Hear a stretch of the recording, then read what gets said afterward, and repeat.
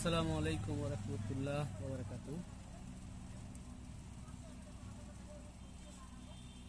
আমি আজকে পান খাইলাম মাছ দিয়ে ভাত খাওয়ার জন্য। তো যাই হোক, আমি একটা কথা বলতে চাই, এই জন্য ভিডিওর সামনে আসা। আপনার সন্তান, আপনি দুটো কথা বলবেন, এটা আপনার দায়িত্ব। কিন্তু আপনি আপনার সন্তানকে কথা বলতে পারতেছেন না, কিছু বলতে পারতেছেন না। এতে আপনার কিছু করার নেই।